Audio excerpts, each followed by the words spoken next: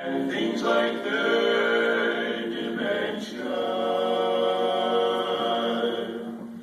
Yet we get a trifle weary of Big Al Einstein's theory.